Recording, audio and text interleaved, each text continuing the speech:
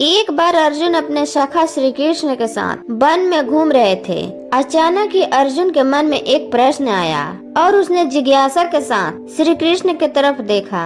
श्री कृष्ण ने मुस्कुराते हुए कहा, हे पार्थ, क्या पूछना चाहते हो? पूछो।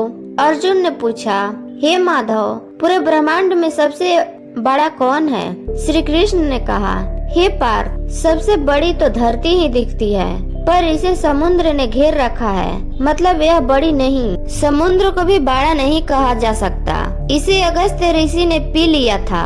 इसका मतलब अगस्त्य ऋषि बड़े हैं, पर वो भी आकाश के एक कोने में चमक रहे हैं। इसका मतलब आकाश बड़ा है, पर इस आकाश को भी मेरे वामन अवतार ने अपने एक पग में नाप लिया था।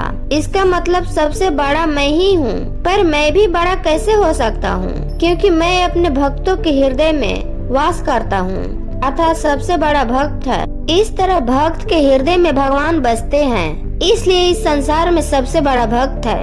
अपनी इस कहानी में मैं यही कहना चाहती हूँ कि ईश्वर कभी खुद को बड़ा नहीं कहता। ईश्वर भक्त के मन में बसा रहता है। उसे ढूंढने के लिए यहाँ वहाँ भटकना व्यर्थ है। ईश्वर की चाह में मनुष्य को उसका स्थान देना गलत है। ईश्वर सभी के भीतर है। अपने कर्मों को सदा मार्ग पर ले जाना ही ईश्वर की भक्ति है।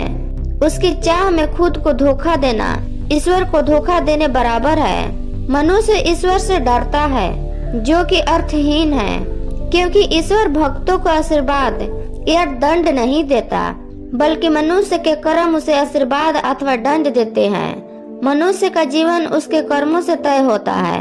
ईश्वर मनुष्य का मार्ग नहीं बनता।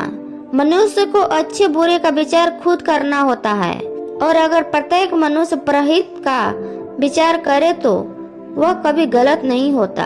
आज के समय में मनुष्य भेड़चाल का हिस्सा होते जा रहे हैं। किसी भी व्यक्ति को संत का चोला पहन देख उसके अंधे भक्त बन जाते हैं। अपने कर्मों का विचार किए बिना उस पाखंडी के बनाई राह को अपना जीवन बना लेते हैं। देश के लिए सभी को जागने की जरूरत है। ईश्वर के रूप को सही तरह से समझने की जरूरत है।